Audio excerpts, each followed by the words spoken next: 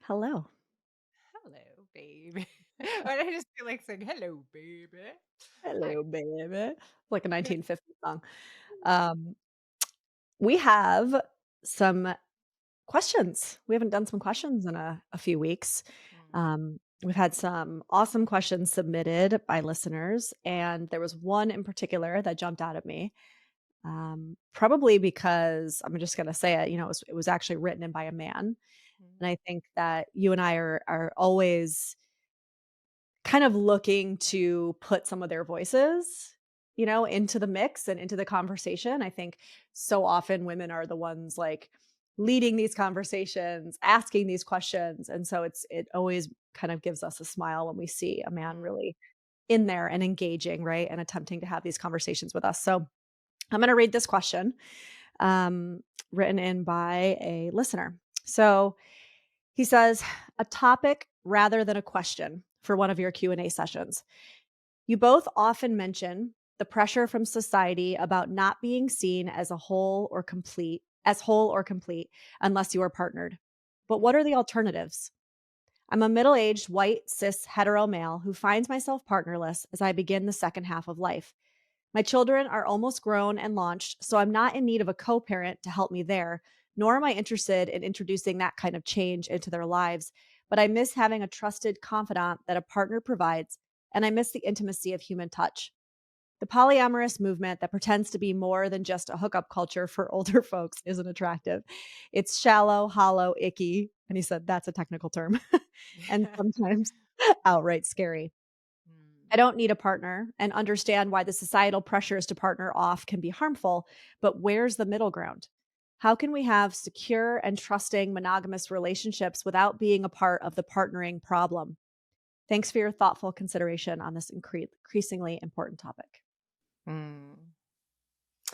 I mean, I love this question so much. And I love that this is the space of what we are collectively grappling with from my perspective. I think we are living through a space and time where there is a paradigm shift occurring before our eyes. And the patriarchal models of partnership, from my perspective, are dying Mhm. before our eyes. And we are really in this space of feeling a little bit untethered with what does that mean? What this person writing in is asking is essentially what I think we're all attempting to understand and construct for ourselves. And what's beautiful to me is it's really giving us an opportunity to be confronted with some of the things I believe we have been hiding from in partnerships, which Mhm. is some of the existential anxiety, some of the like fear of being alone, and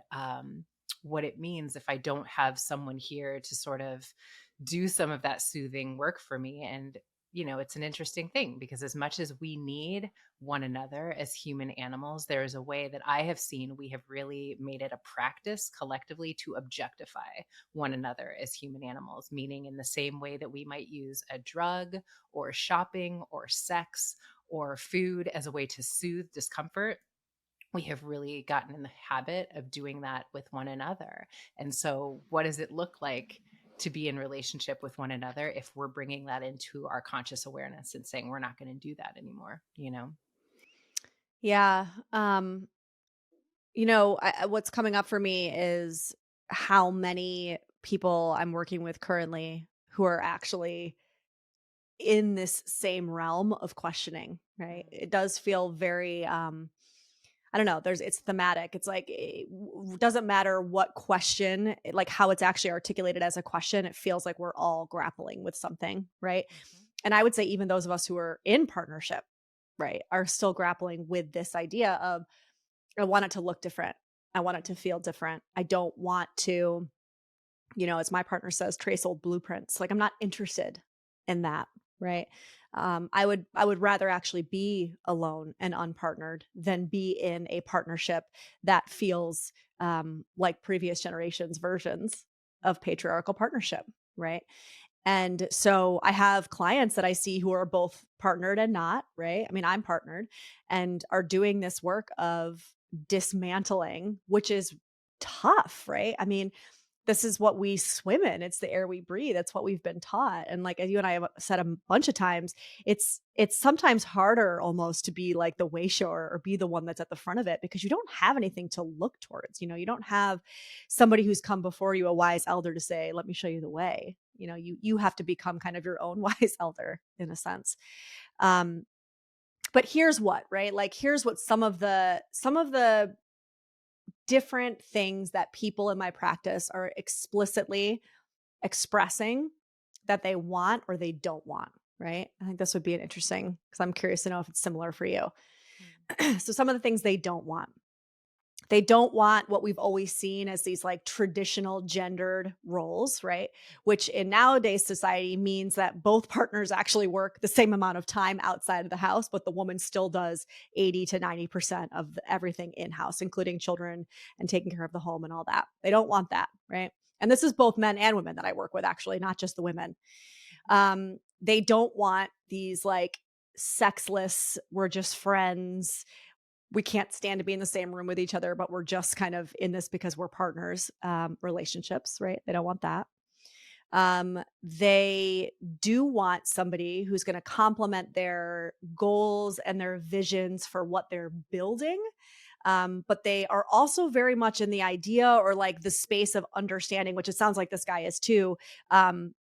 This one person's not going to fulfill and check every box, right? That feels different.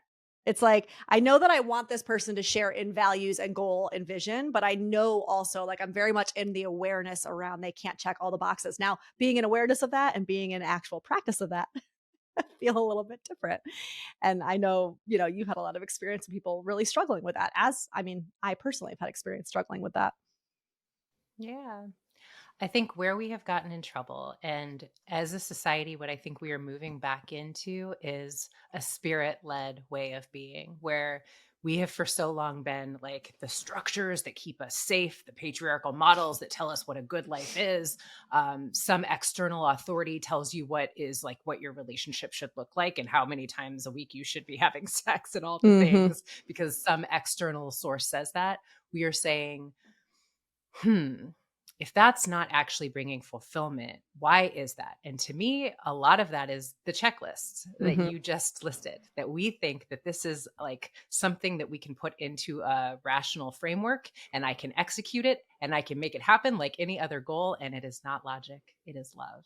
And I think it is the shift from my will be done to a thy will be done. And I am saying to universe, source, something bigger than me, what would you have me do? What would you have me experience? What do you believe is the right divine assignment or orchestration in terms of partnership for me? And that it's that thing that they say to, in like preschool to kids, like you get what you get and you don't get upset is a little bit the realm that we're moving into. Who says that Meaning, in preschool? I've never heard that. they say that in preschool. I'm Sounds a like, little okay. aggressive. You get what you get. Like, I know. damn. I'm like, and this is like something that is really, really challenging for us to accept as adults, because in a patriarchal system of living, what I see so often is I work with a lot of single women who have had unbelievably successful careers and, checked all the boxes, and everything that I have wanted in life, I have figured out how to make happen. And I cannot solve this Mm. puzzle. I Mm-hmm. cannot make this man that is who I want um, appear. I can't make another person be who I want them to be. And that's the point. The other human being is the variable that is outside of our control. And I think that what we're learning is, how do I drop into the space of, if there's some orchestration outside of myself, if there's a bigger path, then whoever is in my life is meant to be there for as long as they are meant to be there. Mm-hmm. But it is not my will and my job and my right, frankly, to say for how long that is and when it appears. But what I can do in response to what this person is asking is say, how do I start to really follow the Raja, the breadcrumbs of my bliss, as you would say, in life in general, and Yeah. start to cultivate a life that I am in love with, whether there's a partnership here or not, and let whatever I am meant to experience just collide with me without me orchestrating how that plays out. you know? Yeah, I mean, I also think that I'm there's two things that are coming up. So one, I am motivated by, inspired by, in awe of so many of these people that are asking these questions and having these conversations and holding themselves accountable for the ways that they've showed up in the past in codependent ways and kind of followed what they thought they were supposed to do, but now they've kind of had this awakening and they're like, I'm not doing that anymore. And also, and I've had this in a couple conversations with my clients, and also I see it in this question. I think a little bit of it is when this person asked, what's the middle ground? Um, what's coming up for me is making space for sadness. Yeah. And I think that there's a big part of this, which is like, okay, logically, I've had these conversations and I'm not going to partner until it's justified. And I'm going to make my life as best as it can be. And I'm going to fill it with loving friendships and I'm going to do all these things. And I'm still fucking sad because I want a partner. Right. And I want, like he said, like I crave human touch. Right. Very normal human desire. Right. And I think that it's hard for people to hold both, right? You can still be sad, right? You can still have feelings of loneliness. You can still have feelings of longing and of desire that are at this point unrequited, right? And that doesn't mean anything's wrong with you. That doesn't mean you're weak. That doesn't mean you're failing at changing, being part of this change of relationship paradigm. It means that you're human. And instead of beating ourselves up for feeling sad or feeling lonely, can we pause and in that moment just say, I feel sad. I feel lonely. Can that be okay? Right. I think that's a big part of the conversation that a lot of people don't want to have. Yeah, and I think that it's just allowing that sadness and feeling lonely are feelings, just like joy, just like excitement, just like, I'm anxious, that come and they pass, Right. like people will ask me a lot of times, like, you never get lonely. And I'll say, of course I get lonely. Like, I'm a human being. And when I feel lonely, not like the goal is to never feel lonely, I allow that to be a feeling and an experience that I am in, and know that that is not who I am, right? Hmm. I am not a lonely person. That is I'm not my feeling. identity. That is a feeling that Yeah. comes and then it passes. But we're so accustomed to not feeling uncomfortable feelings. Yes. And that does go back, from my perspective, to the addiction realm of like how we have been culturally conditioned to pacify uncomfortable feelings with other people. It's like, I feel lonely, I should have someone here. Let me go on a Mm. dating app and like find someone. And again, I'm not saying like you shouldn't be on dating apps and you shouldn't like look for Be actively connection. looking. Like, Yeah. knock yourself out, like do that. But I think a lot of times we are attempting to mold something into something that is true, or we are attempting to make something work to avoid the Mm. loneliness, when it's like, what if I just, like, literally so much of like what we do when we're learning to overcome any addiction Yeah. is to ride the waves of discomfort and know that they're not going to kill me. What if I learn to be lonely and know that it's not a Yeah. feeling that lasts forever, and that eventually I will feel something else? Or when I feel lonely, that's an indication that I need community and that I need to reach out to Hmm. my people, right? Like, what if I didn't make it something that like is wrong and that I need to like make go away and not feel, but I Yeah. used it as a way to be in deeper relationship with myself? Yeah. And another thing that's coming up as you were speaking is I was thinking, by the way, people who are in partnership feel lonely sometimes too. I would say the most lonely, for the record. Like, I can't tell you who that's a Carl Jung quote. There's Hmm. nothing lonelier than being sitting next to someone and not feeling connected. And Hmm. thank you for saying that, because what I experience in couples all the time is I feel so unbelievably lonely in the lack of intimacy in this intimate relationship. Like, I can't say a billion things to this person, and I don't know what is more lonely than that. Well, and I've had conversations even with couples who are really happy and actually are truly intimate with each other, and they still experience loneliness. I say that to say loneliness is a human emotion that no one gets away from not feeling. Like, There is no balm, no salve, no fix to not feel the sadness and the loneliness that comes up from being a human being, because we are alone. We come into this world alone and we die alone. And I believe that regardless of partnered, not partnered, in a quote unquote healthy relationship, not in a healthy relationship, whatever, I think so many of us struggle with sitting with this feeling of loneliness, because really what it does is it brings up an existential fear of our actual absolute aloneness. Again, we come in and we leave this life alone. And I'm not saying that like womp womp Debbie Downer. I'm saying that as like it is the fact of the universe, right? And I think that a lot of humans, especially in Western culture, disconnected from spirit, disconnected from the numinous, disconnected from self, we're so panicked by this idea that we actually fight against anything and everything that even reminds us of it.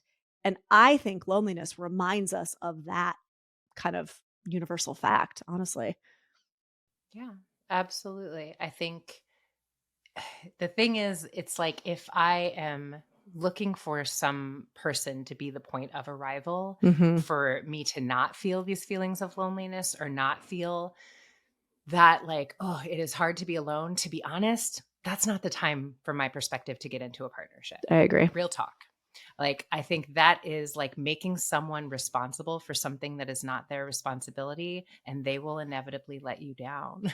I Mm. think that that's this thing of like, and I've gone back to like some of my friends that were single when I was in a marriage. I've apologized and been like, I think there's a way that we hold like this illusion that like you've arrived, you're in a partnership, like you've got Mhm. it figured out. And I'd be like, just get on the dating apps. It's so easy. Da, da, da. Like, really Yep. sort of like I was an authority on something because I was in a partnership.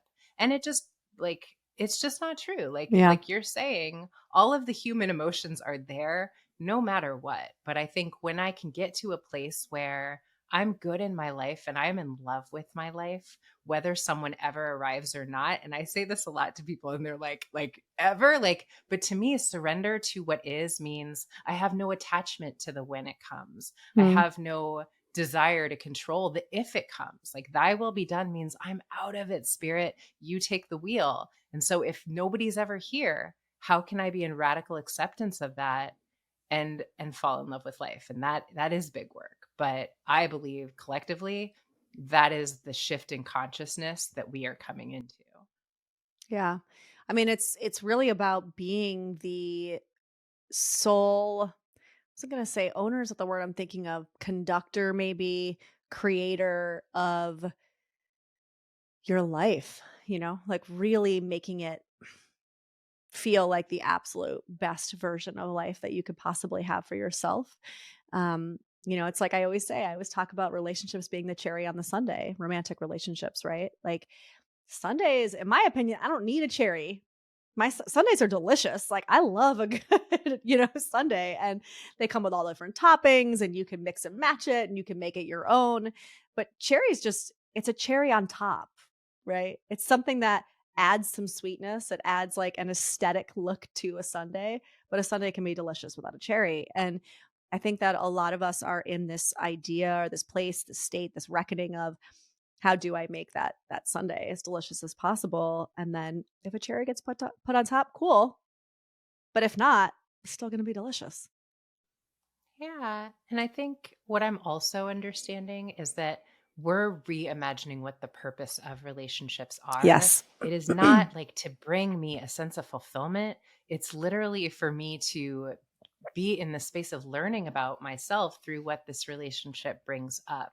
And it will bring things up. And it's Hmm. not like, oh, you're going to like get into a relationship with someone. And if it's healthy, then you're never going to have any struggles or any contrast or any things that come to the surface. Of course you will, because you are one human being coming into relationship with another human being. But if I say, that is meant to teach me, that is the curriculum, not like when I find my soulmate, they will just know how to love me in a way that Mm. feels comfortable all the time. That's just like the thing that I think we're maturing out of a little bit and saying, like, of course not. Of course, we're going to have challenges because that's what it is to be alive. But there's so much growth and expansion in that if we're willing to see it that way.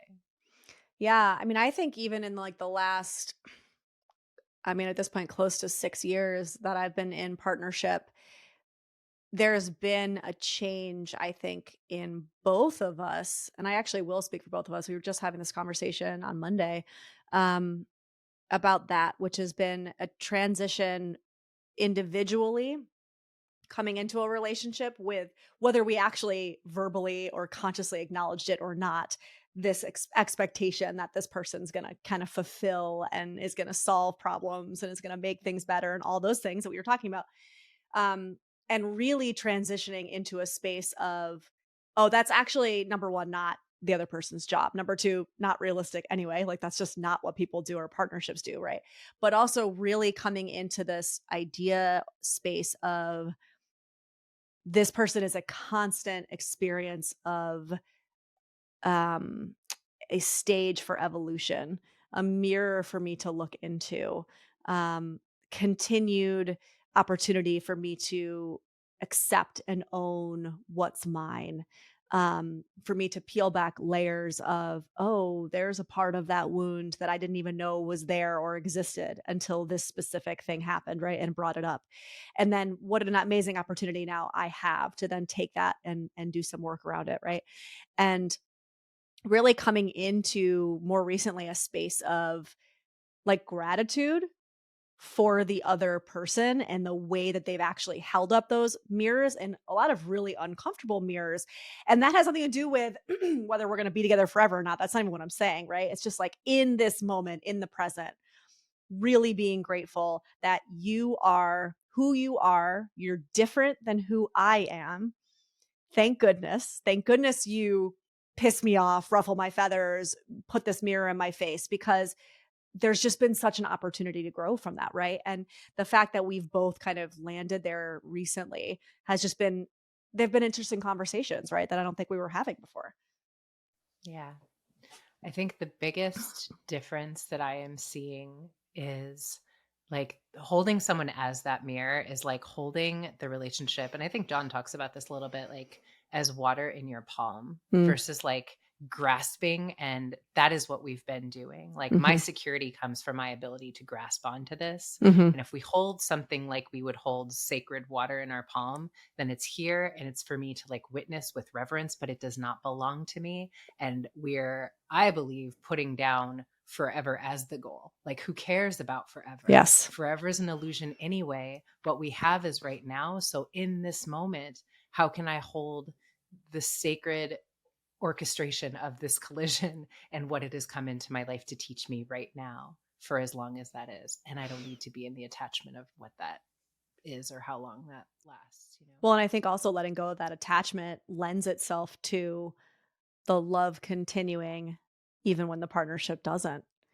So if I let go of the illusion, right? Like John uses this saying where he's like, it's more about the promise than I don't know what the rest part is, but he talks about it being more about the promise. And it's like, I'm holding you accountable for a promise, right? For this idea that I had that you were going to make me feel secure, that you were going to be with me forever, that you were going to X, Y, and Z, right? And if we can go into partnership in a way that you just said, really being in the moment of all that this is here for, all that this is here for me to experience and to show me and to teach me, but not be so hung up on the promise, as John calls it. Um, when things run their natural course, we're less likely to take it personally and then hate that other person, right? Because it's not about us. It doesn't become about us anymore. I mean, it usually isn't about us, but it's just a lot easier, I think, to hold that person in love and reverence when you're not hanging all of these expectations over their neck. When you're not making them your higher power. And I think that to me, what we are, circling back to in terms of the question that we were initially answering is I believe the way that relationships are shifting is we are coming back into a expanded awareness of ourselves as souls and that Mm, we are more than these bodies. And what that means is I don't have the ability to orchestrate some of these things that are bigger than me. I don't know about you, but nothing magical has ever come into my life because I figured it out and made it happen. Nothing. Not a thing that has been magical has been because from my ego mind, I orchestrated it and Mhm. muscled it into fruition. It's always been something that came and manifested. And I was like, oh, I would have never known how that could happen. And I think there's something in allowing ourselves to trust, capital T, trust more in the universe's ability to bring us every single thing that we are meant to experience. And can we be in the excitement about that versus the fear that it won't happen, because a lot of times I think we're sort of blocking the chi and the life force when we're in that. But when, I don't know, I need to figure it out. It's like we're sort of blocking what we're able to receive anyway. Well, I said actually, I was just having a conversation with a client yesterday where she was saying, like I've done all this work, I've done all this work, and I'm in this state. And she was in a state of sadness and in resistance of what was happening in that moment in her life. That was a very difficult thing. And, there's that voice in her head that's going, stop it, cut it out, stop it right now. Like, listen to a podcast, meditate, go for a walk. Like, better than this. And I'm like, here's what, that's actually your ego talking. This whole version of yourself that you've worked really hard to create that, gets over things quicker, that doesn't get hooked into anger. Like, I'm not saying that all of these practices are not amazing. And also, we have to be really careful that our ego doesn't come in and masquerade as our higher self and kind of invite us into bypassing. Okay. Because again, going back to what we were saying a little while ago, this is part of the practice of I feel scared. Okay. That's okay. Can you sit with that? I feel alone. Okay. Can you sit with that? I feel lonely, right? Okay. Can you sit with that? It doesn't mean that you're going to feel it forever. It doesn't mean that if you acknowledge it and sit with it, that you're somehow not doing your work or that you're failing in some way, and if you can't make space for those versions of yourself, I would actually argue that partnership's going to be even harder for you when it does happen. Because Yeah. even more so, you're gonna be clinging to that person to make you feel better because you haven't actually done the work of sitting with, "I feel sad. Can I just allow that to be my state right now without fixing it or stopping it or, elevating above it or distracting from it?" Because in the moment of having a partner, you're gonna grab them to do that. Yeah. And I think to give someone a tangible tool of what that looks like to do the opposite, what I do is I talk to my little girl. I literally Mm, tell clients and people all the time, I talk to my little girl yep. in the mirror constantly. I tell her, absolutely, everything that you're feeling is valid. I understand. It makes sense that you feel that way. I remind her that, she's not alone because there Yep. are entities and angels surrounding me and that I'm never walking alone, even when I'm by myself. But I think to your point, what we're talking about is reparenting work Mhm. ultimately, and the ways that we have a different conversation with our inner child that is not a harsh, punitive one. But if we look for our partner to do that, which is frankly what like we've been conditioned to do, it's a never ending pit of need Mhm. because I haven't learned how to have those reparenting conversations with myself. I haven't learned how to like close that gap. And then that partner just starts to feel really depleted with the need for like constantly being that parental entity in your life. Yeah. Yeah, tracking it sensationally as well is another really good tool if somebody, is asking or looking for tangible ways to do this work. That's one of the practices I use a lot, right? Whether that's good or bad. Like I feel overwhelming feeling sensation. And so I kind of close my eyes and I meditate on the sensation. I meditate on the clenching in my stomach, the tightness in my chest, the heat in my face, the feeling of wanting to cry, and I just notice it and I verbalize it and I track it and I watch how it moves and I watch how it evolves and I watch how it most likely dissipates after I've been paying attention to it, right? Mm. Um but I think that is going back to that the words that he used in his question, I think that is the middle ground. He said, "What is the middle ground?" I think that's it. I think that is the middle ground. It's being with yourself and making your life as full as you can possibly make it. Um, and knowing that you're not going to be able to muscle your way or control your way into making something look different, making your life look different. Yeah, I just wanted to say one other thing because you reminded me of something that came up yesterday in one of our groups in the cheaper than therapy community. Someone was saying, similar to what this person wrote in, I hear you and Vanessa talking often about like having your own back and taking care of yourself. And what I think it's important to name, and she was saying actually that you told her a lot of what she was experiencing internally could be solved by just having a conversation with her partner. And I just want to name what Vanessa and I are advocating for is not like keeping everything all together and hiding all the messy bits and only showing your partner what is clean and Mm-hmm. organized and makes sense. It's just, to me, interdependence and the differentiation is I can't fix this, but I can go through it with you. And I Mm-hmm. think a lot of times what we're saying when we're saying I'm looking for my partner to do my reparenting work is we're looking for someone to fix uncomfortable feelings. And that's not the same thing as allowing someone to see you're messy. And I just want to be really Yeah. clear because I think that's a distinction where people are often misunderstanding what we're saying or advocating for. And we're not saying at all that like we keep all of this bottled in and don't show anybody else ourselves. That's not intimacy. Intimacy is into me see. So we still want to let people see us. It's just we don't make other people responsible for quote fixing Yeah. what is hard. Yeah. Um, and I want to end on, I was just thinking the etymology of the word alone is actually all one, not etymology, but the original kind of creation of that word comes from all one. That's where alone came from.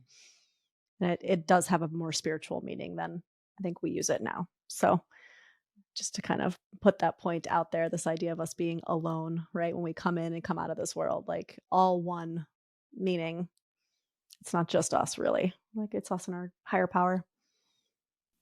I think the fact that we are alone is always an illusion, really, anyway. We are connected to one another. That is the larger All truth. one. Even when we are sitting by ourselves, we are still all one with the universal energy that vibrates and emanates through and as us. Agreed.